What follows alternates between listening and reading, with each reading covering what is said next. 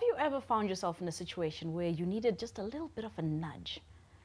You looked around and there was nobody there to give it to you. Or you were walking and you needed somebody to hold your hand, and again, there's nobody there. Or you're stuck in the middle of something and you need to figure it out, and just a little encouragement would help, but the only person actually available is literally you. What did you do with that? Did it help you? Did you help you? Today, we are hoping that we can help you figure out those situations on your own and realize that actually there is power in who you are and you being there for you. Broadcasting live from the ZTN studios in Harare, Zimbabwe. Welcome to Thriving Heals. My name is Candice Mokalele, and this broadcast is brought to you by Zimpapers TV Network. Now, we are, of course, discussing self-motivation, the power of I can. Hopefully, you will believe in that power by the time that we're done with today's discussion. Now, unfortunately, one of my guests wasn't able to make it, but I still have with me in the studio to have this discussion a wonderful woman who I had the pleasure of talking to prior, and I think it will be a very insightful discussion that we'll have with her. She is Judith Lembetembe, who is the director of Girls Legacy. Judith, thank you so much for joining us. Thank you, Candice. Let's start off with actually just what Girls Legacy is. Who are you? Who is this organization? All right. So I want to say, I normally don't want to say Girls Legacy is an organization. I think Girls Legacy is a space of growth for girls, specifically focusing at girls in Zimbabwe. It's a space for leadership development of girls so that they can become better citizens, better individuals to themselves and anyone else around them. And our motivation came from a perspective that as we grow up, as young girls, as I grew up as a young woman, I really never had an opportunity to be in a safe space for someone to pass on the baton to then say, the roads that you're going through, these are the experiences, these are the things that you might find. Can you train yourself to be strong enough to face the force that are along the way? So Girls Legacy is just a space, a safe space for girls to be. We run different clubs in Zimbabwe at community level, and we also do girls' camps.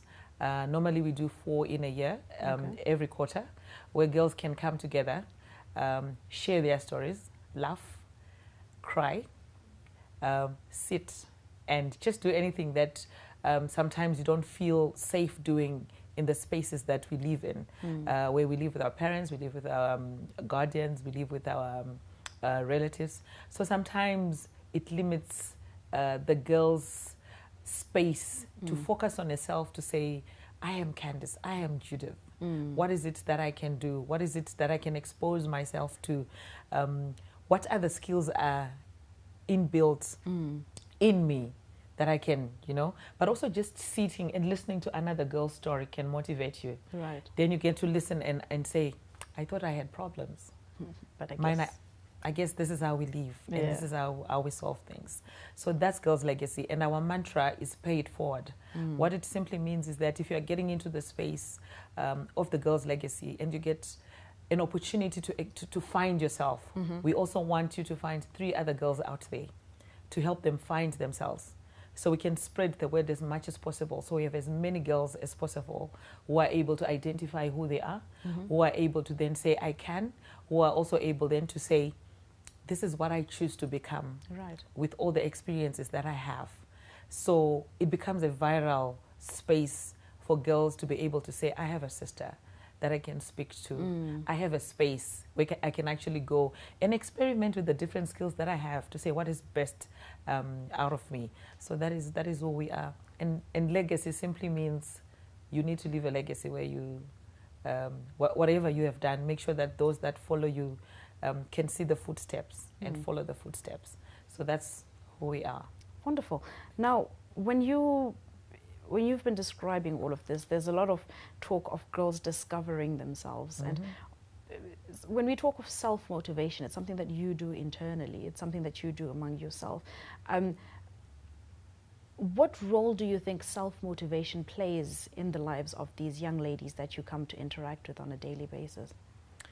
So one of the most difficult things about self-motivation sometimes, if you're coming from an environment where you are heavily socialized, you grow up with a perspective of saying, I have to do things the way things were done. So you sort of leave the self, you sort of leave yourself out and want to follow certain paths. So when we speak about self-motivation, one of the things then that we do is then to say, open up yourself.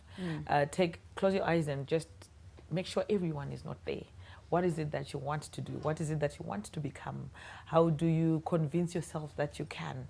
And I think many of us, even as we grew up, as I grew up, I think one of the things that I wanted to do was to please my parents. One of the things I wanted to do was to be the good girl. Right. In doing that, I forgot who I was. I forgot what Judy wants. I forgot what I was good at. Right. Until you get to that space and then you realize this is what I can. It gives you that push. You are motivated within because you want to discover what it is that you are good at. What is it that you can do? So I think for me, this is where it all boils down to, especially when you're talking about girls. Because I think from a very, very young age, I think I always speak to parents to then say, if your daughter doesn't wake up early in the morning, don't shout at them. Right. Yeah. And you hear people say, you know what, uchashaya mrume. So what they're basically telling you in your head is we are preparing you to be somebody's partner. We are preparing you to be, it's not about you. Right.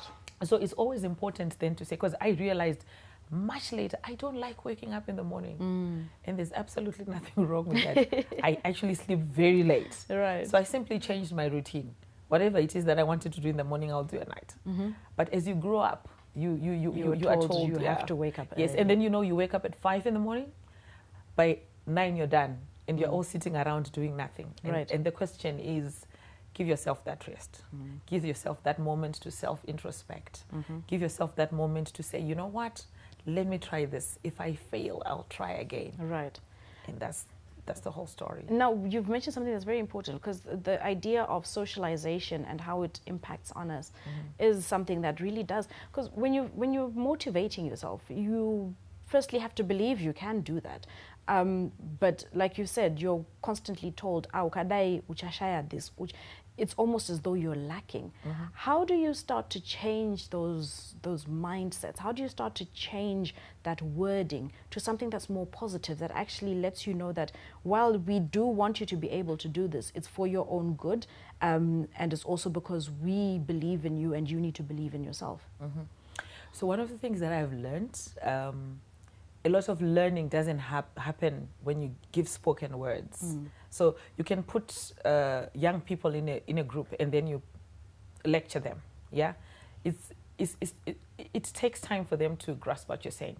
But sometimes if I follow Candice and I say, oh my God, Candice can do this, I can do that. I follow you quietly. So as you are there, you don't know how many young people follow you. So sometimes they follow you because they see that you can, and they reflect on themselves to say, if she can, I can. So it then gets to that point of then saying, let me give myself an opportunity to become that person. But I think, like we spoke about earlier on, there are so many pressures in life that sometimes limit us and crushes us in that little corner to say, I will do the things that are safe. But if you're in a family, for example, because I work a lot with young people, they would say, hey, I want to get married and I don't want to be returned. I don't want to divorce because, my older sister is at home. And so whatever it is that the family is doing to the sister, they see themselves like that. So most of them, when then they get married or they're in abusive relationships, they don't want to go back. They would rather say, they'd rather stay I'll there. be in this space. Right. So if they're in a space where maybe an older sister, maybe a cousin, maybe a friend, where they're able to make decisions to say, you know what, I tried, it failed. Let me take this route, let me take this alternative route, and they see them grow. It becomes easy for them to learn, to then say, this is the point where we are talking about myself. Right. The moment I become a happy person, the moment I discover who I am, I can then do that. So self-motivation sometimes comes from reflections, and every time I always tell people my age and those that are slightly younger to then say, every time you are walking, there's some little girl watching you and she's just envious of how you do it. So sometimes let's also be very careful about what we do. We need to get to that space of saying, this is who I am, this is what I can do. But also turn around, look at the girl and say, it's not easy. To make it easy, go inside yourself. Ask yourself what you want to do. You know, I have a daughter who's 21, turning 22, right? Wow. And one of the things that, because she's the first granddaughter on my mother's side, you know how everyone wants your daughter to be a doctor, Yes. to be a lawyer, to be this and that. My daughter is an amazing artist. She's a fine artist, you know, and that's her dream. That's where her happiness is. Right. You understand? So one of the things then that we need to do is then to say, ask the girls what is inside. What is it that makes them happy? We are never raised to be happy. We are raised to work, to make money, right? But I don't really think we've ever asked our children to say, what makes you happy? What makes you happy? Because sometimes what makes them happy, we don't like. You see? Yes. So I think for me, that's the issue, to say, find your space, but also find people who push you. And that for me is motivation that comes from within. Now, so it's funny you should mention this, what makes you happy question. It's not an easy question to ask, but it's also not an easy question to answer.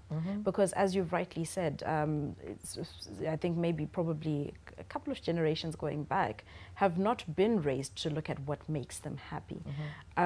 We've been raised to look at what makes other people happy, to address what makes other people happy. And this journey to self-motivation, you don't just wake up and all of a sudden you're like, I can.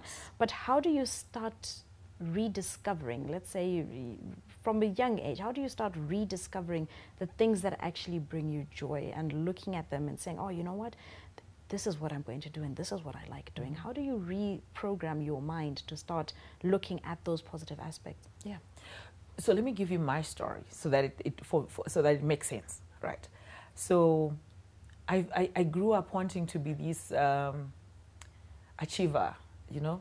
I was married before, and I really wanted to be this amazing woman, I did everything for everybody. Right. Every day. When I traveled, I would bring a big bag with clothes for everybody but me.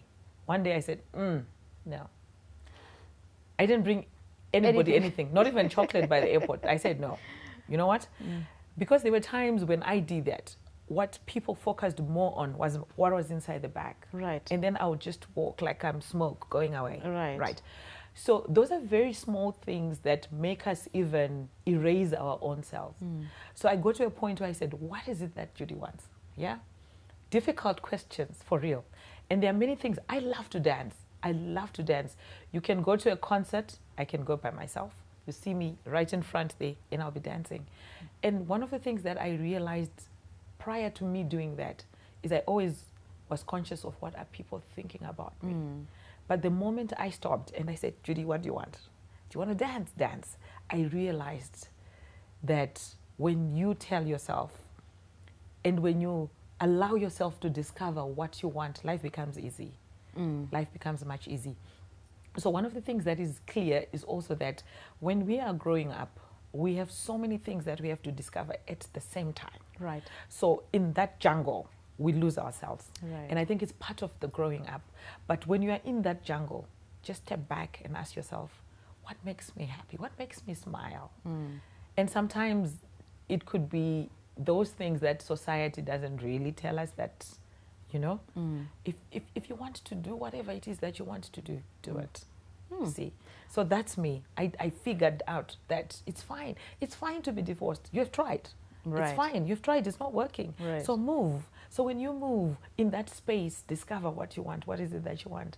And when you find it, follow your happiness. Because I think if I'm happy, you'll be happy. Definitely. The person I'm mentoring will be happy, and everybody else around me will be happy. All right. We are taking a very short break. You are watching Thriving Hills on Zim Papers TV network. I hope you are joining in the conversation. The platforms to make use of on Facebook, that is the Zim Papers TV network Facebook page. Just drop your comments in the comments section. On Facebook, on Twitter rather, it is at ZTN News. We take a short break. Do stay tuned.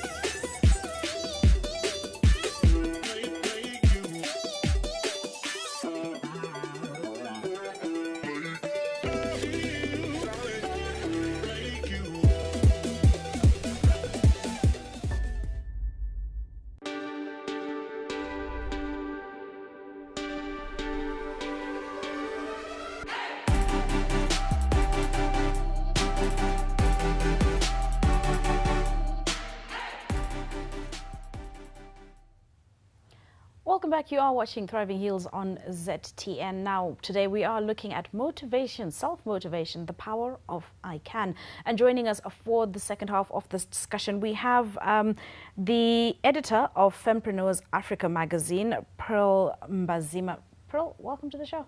Thank you, Candice. Now, you're catching up with Judith and myself. We had a bit of an intro to, this whole discussion on self-motivation. But maybe let's get your insight on what you believe self-motivation is. Well, I believe that self-motivation is when you are in a situation where you need to do something, you know you must, and you're not 100% sure that you can. But you need to tell yourself that you can so that you can get through it. It has to be that voice that comes from inside you that tells you that you can do something and keeps telling you throughout the task until you succeed in what it is that you want to do. Now, based on just your definition, have you found yourself in such situations before? Oh, yes. Yes, I have. What would be one that stands out for you? The biggest one that I can think of is when I started the magazine, Fempreneurs Africa. It was something that I'd never done. I'm not a journalist, but I do love to write. I sat down and I thought about the things that I enjoy doing, and I love to share stories. I love it when I read a book and it tells me about what someone has achieved. It makes me feel like I can also do things. And I wanted to be a part of that process for as many women as possible. So I thought, I'll start a magazine. And I had to motivate myself to say I could do it, because there were so many women in the same sector who were actually doing big things in it, glossy magazines everywhere.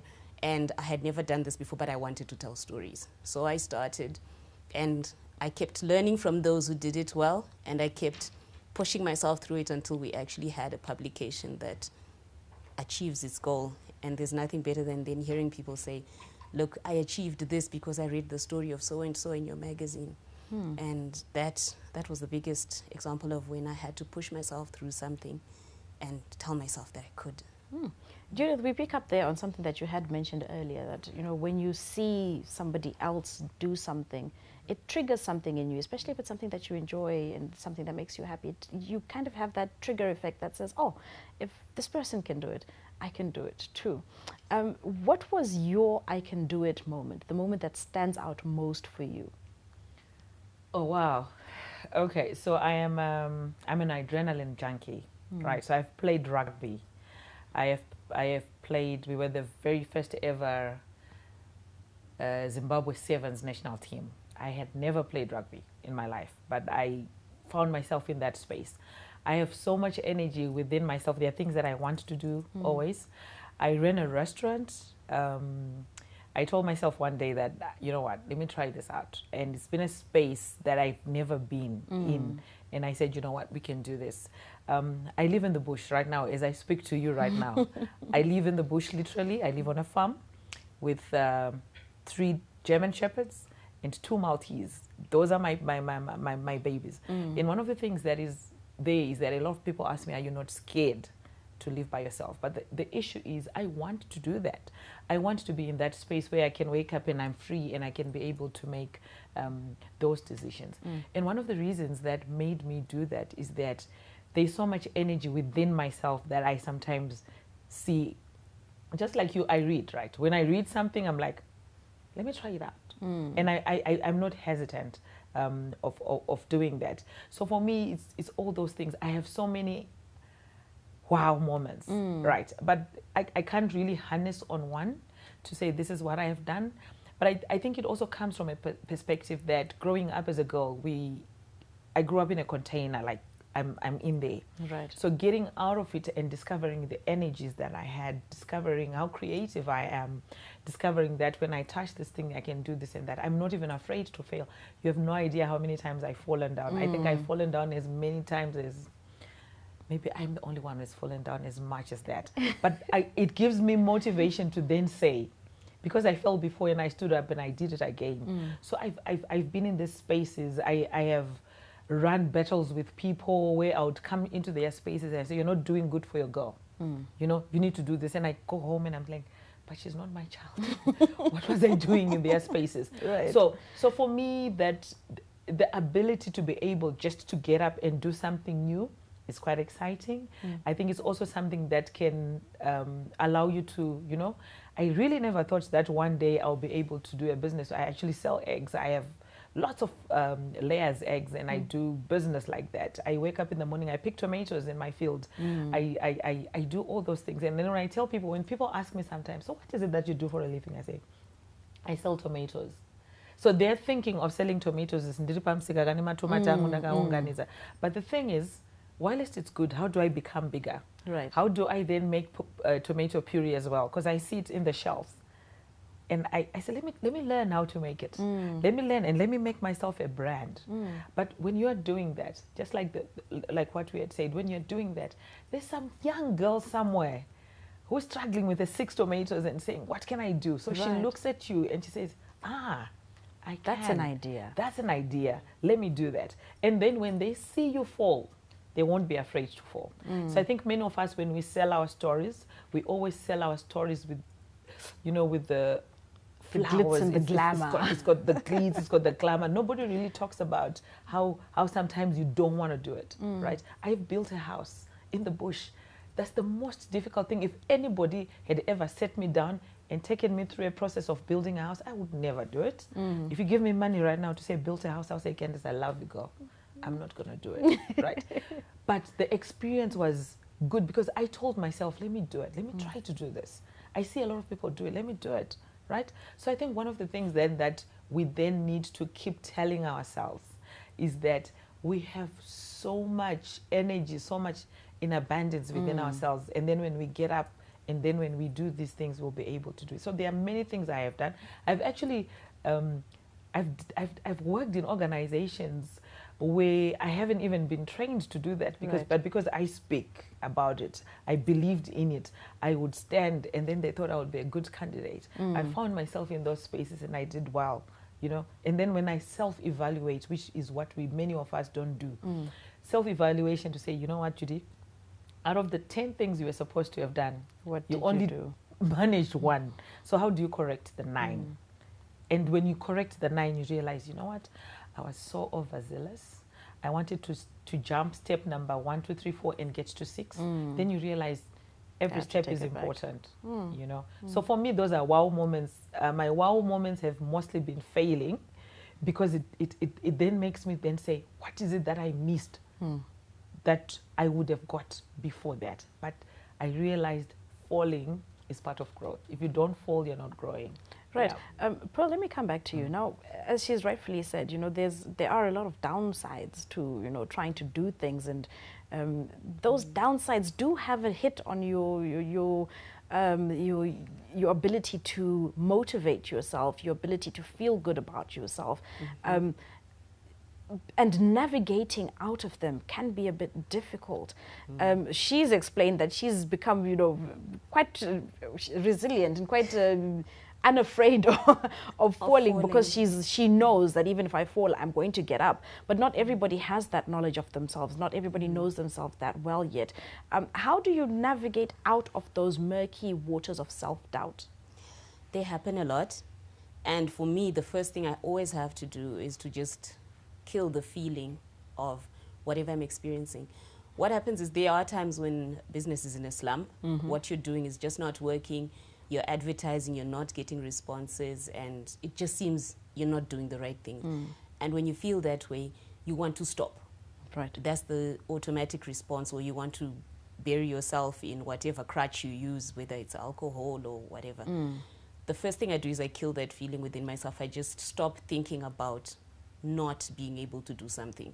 So first kill that feeling, just ignore it, and then start trying to come up with positive ways of doing things, like phone your friends who are in the same field, ask them how they're doing with their slump and how they're getting out of it. And then just call other people that you may have had no's from in the past, and they possibly are more receptive to what you're doing now. So it's first of all not allowing yourself to focus on the negative things that are happening at that moment, not allowing yourself to focus on maybe it's debts that are now piling up because there's no income coming in, and then just telling yourself that I need to do this. Give yourself short, what can I say, not short, but small victories on each day. Sometimes your small victory is just calling one extra client. Right. And once you've done that, you can feel better about yourself. You can celebrate that small victory and you try again tomorrow. So the trick is to tell yourself that tomorrow I'm going to do this again. I'm just going to wake up. I took a beating today. It was very painful, but tomorrow I'm going to do this again. And eventually you come out of that slump. Now, one of the other issues that we have is especially now as women, we are very good at encouraging that we cheer each other on and, promoting all this cross-pollination of ideas but we very rarely hear people saying, no, but you can also be a support system for yourself. You can also encourage yourself. Why do you think that is? Why are we more focused on pushing each other than we are on pushing ourselves, Judith? So like I said earlier on, we come from a society where people made rules. We were not there. I mean, the same thing that I always speak with my friends to say, who started this idea of waking up and sweeping outside? Can we find out who did that, right? So you are growing up in this space where rules have been defined already. So the idea of motivation needs to come from somewhere. This is why sometimes people get angry if you're not cheering them on, because they have been told you need to be cheered. That's why cheerleaders exist. They exist for you. They don't exist for themselves. So you are in a space where you're expecting cheerleaders, and then when you don't get cheerleaders, the first thing that you're thinking about is, people don't like me. People are jealous of me. So we have all these words. They like the body languages, yes, because that's exactly what happens. Yes, because then what happens is that I need someone to come and say, Pearl, girl, you did great. But guess what? I'm in my own space. Pearl is doing what she's doing. I might not even be seeing her because I'm also trying to concentrate on me. I'm trying to get myself up, So sometimes one of the things that I've then discovered in the process of growing up and self-discovering myself is that pat yourself at the back. And no matter how small your victory is, pat yourself on the back. You would see that, I remember there was a time when I sold something and then I got $20. Like $20, I was like, oh my God, so I took myself for lunch, yeah? But just doing that, there's something that happens inside you that makes you, you keep pushing yourselves. So I think that's what we need. While it's very, very important to have cheerleaders, but if cheerleaders are not there, they're humans, they also have their life. They're cheering their own lanes. So if you're in your own lane, push yourself as hard as you can. If you hear the cheerleaders out there, great. Bravo. If you don't, it's actually not their responsibility to push you. It's your responsibility to push yourself. And guess what? Maybe you can't hear the cheerleaders because they are waiting for you at the finish line. So if you are right there and you're waiting to hear them, you lose your energy and you get stuck. And they're busy waiting for you. I mean, like if you play golf, seriously, people can't be following you, right? Maybe they're waiting for you at the 18th hole. Right. So you need to motivate yourself to make sure you get there. But I think it's also something that we need to unsocialize, to then say, I've always said, I've asked my children, what is it that you want me to celebrate more? Your graduation or your wedding? I will not put my money on a wedding. I'll put my money on your graduation because for me, it's you have pushed yourself. You have not slept. Yeah? You have snuck out and took all my juice because you were pushing yourself to achieve something. So that's the spirit that you need to have in every step of the way. So when you're having a wedding, everybody's, Right. So they're cheerleaders, right? So then sometimes this is why I think that sometimes marriages become difficult. Because then when the cheerleaders keep quiet, now you don't know how to move forward. But because you are in this space where I'm writing exams for myself, I need to pass, right? So I'm going to wake up at night. I'm going to stop going to these parties and I'm going to do all that. So it's very, very important to understand that we have always been cheerleaders of ourselves. But I think as we grew up, society then convinced us that other people need to clap for us. And if they are not clapping for us, we are not doing well. Yeah. Pearl, your insight into that? I think you need to talk to yourself the way you talk to someone you love. That internal voice can be the worst thing. Because it's with you 24 hours a day. Imagine living with someone who keeps saying to you, you didn't do a good job, this is terrible, you suck at this. And if this person followed you around 24 hours, you definitely would be depressed. And that's all you heard. And that's what we do to ourselves. And we don't do that to other people, like you mentioned. When I talk to my sister, I always motivate her. When I talk to my mother or any other client who walks into the office, I try to get them to feel that they can. So whenever I feel that I have beaten myself enough mentally, I start to talk to myself the way I would to someone. Tell us about some of these conversations that you have with yourself. Guide us. Where do we start to talk to ourselves more positively? What are some of the things we should be saying to ourselves? It's okay. The best way to pick up that you're not talking kindly to yourself is to ask yourself how you're feeling. If you're feeling sad or if you're experiencing a negative emotion, it's usually because the voice inside you isn't talking nicely to you. So then you need to sit down and listen to it, and you will hear it tell you things like, you know, you were never cut out for this. You were never going to succeed in this. Why did you even try it? So when you hear that voice, you then have to have a list in your head of things to replace that statement with. Right. Things like, no, but look at what I did do in the past. There's always historical victories that you have, you know, or even testimonials. When someone sends you a nice message, keep it somewhere Right. where you can refer to it, and that will keep you going. Right. Because normally the work that we do is not as bad as we think it is, especially as women. We're our own worst critics. We are, and that's why we don't apply for certain jobs, because we think we're not good enough, and yet we actually have probably more skill than a man who's very confident about getting it. So it's just about that voice. Identify it, replace those words, and you'll notice even in yourself a change in your mood and your energy. You can then go out there and do the things you need to do, because now the person following you around is not beating you consistently. Right, right. Judith, what are some positive phrases that anybody can start using on themselves a bit more to encourage themselves? So you see my wrist? Yes. It says believe. Oh. So that's it. Believe in yourself. Be positive about everything. Yeah. You need to have words that affirm you every time. So every time I'm doing something, I believe I can. No matter how difficult the task is, I always tell myself, I believe I can. And I think sometimes, like what Pearl says, sometimes you already know that what this thing is killing me. And a lot of us find that in relationships, right? You actually know this is not gonna work.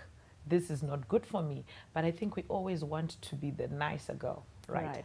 But the thing is, for me, is believe in yourself. Don't doubt that inner voice, because that's you. It knows that the space that you are is not safe for you. So I think we need to find those words that move you. People have different things. So if you come to my space, I have corners with affirmative words, and you see believe in a lot of things. Because every time I want to just go down, I tell myself, no, believe you have the power. And I say to myself, if I look at where I came from and where I am, come on, I believed in myself every step of the way. In the falling down, in the getting up, in the falling down, in the getting up. I'm now a master of falling down and getting up. I believe that I can. Right. So I've also told a lot of the young women that I work with, find a phrase that pushes you. Because the moment you start telling yourself, believe Judy, it means you're already falling. Right. So the moment you start affirming yourself, you're pushing yourself back. Right. Right. So for me, that's it. Just find the phrase. Find that. Some people wake up in the morning, they look in the mirror and they say, you know what, girl, you're beautiful. I've never seen such beauty. And when that you do works that, for them. it works for them. So you need to find something that works for you and follow that. And don't doubt it, because that's you. Absolutely. Now, unfortunately, we are running out of time, but I do very quickly want us to get into this, and I hope that you'll answer it very briefly for me. Now, we've spoken in detail about how our socialization has an impact on how our ability to believe in ourselves, our ability to do things for ourselves. Very quickly, how would we change that narrative? How do we start to tell even just our families to talk to our girls a bit more positively, so they look at themselves positively and they believe in themselves? Pearl, I'll start with you. I have a 13-year-old daughter, and I see a lot of the things I was when I was her age and the things that fell away, and I talk to her about those things. That's how I motivate my little girl. I tell her, I used to be like you, and then I came across this situation and it took this away from me, and I wish it hadn't. And I would like you to not walk that path. So that's how I do it. I talk to one-on-one, I give an example of myself and I try to help her see how she can steer away from that kind of negative self-perception that we can grow up with. Thank you. Judith, very briefly. So for me, if you want to jump, jump. So my daughter sometimes she'll call, Mom, I want to scream. I'm like, what's stopping you? Who's stopping you? Do it. So Mom, I want to do this. Do it. Right. So for me, the thing is, we need to tell our girls whatever it is that is in their heads, they need to verbalize it. They need to actually action it. Whatever it is that they're thinking about. Because I look at myself when I was younger. I had so many things I wanted to do. But because I thought it's not allowed. So I never even asked. So if they want to ask, allow them to. So I will follow the Nike mantra. Just do it. All right. If it's dangerous, somebody's watching you and they'll tell you not to do it. But don't stop. Do it. All right. Yeah. Ladies, in conclusion, how do we embark on this journey of self-motivation every day and make sure that, you know, at the end of the day, we can realistically sit down with ourselves and say, you know what, I did the best I can do. How do we do that? Pearl? It's a mental exercise every morning, or just before you go to bed is even better. Remind yourself, go through your day, see what you did that was awesome. Take note of it in your head. The things that didn't go so well, rewrite them in your head the way you would have liked them to turn out. And you'll find that when you wake up in the morning, you are in a better space and more able to say you can. Thank you. Judith? For me, just love yourself the way you are. Right. Me and my 2 Jojo tanks, I love them like that. With my dark skin, I love myself like that. And many of us change the way we look because we want to please everybody else, but not ourselves. So when I look at myself, I said, girl, you look good. And that alone makes me walk without fear of anybody looking at me and thinking that I'm not pretty enough. If I look at myself in the mirror, I'm like, girl, you're good. I go. So for me, that is exactly what I think every woman should do. It's about you. It's not about them. It's about you. If you feel that you don't like 2 Jojo tanks, you want 1, deal with 1. But it's never about somebody else. It's about Right. you. Right. So for me, that's the word I want to leave to every woman out there. Live for yourself. And don't worry if nobody includes you. Because all of us want to be included. All of us want to be a center of somebody's space. No. Include yourself. Get that chair, sit outside, put your legs up. Be happy with yourself. Then you see others following you. Because then happiness just exudes out of you. So for me, love who you are, appreciate who you are, and just say to yourself, girl, you're good. That's me. Thank you Yeah. very much. So we will round it off on that note today. Now, thank you so much for watching Thriving Healed. We have been talking self-motivation, the power of I can. Have kind of conversations with yourself. Talk to yourself a bit more. Encourage yourself a bit more. Even if you don't feel you have support around you, you are your own support system and you absolutely are enough. My name is Candice Mwakalele. From myself, the crew behind the scenes at ZTN. Be kind to each other, but be kinder still to yourselves. I'll see you next time.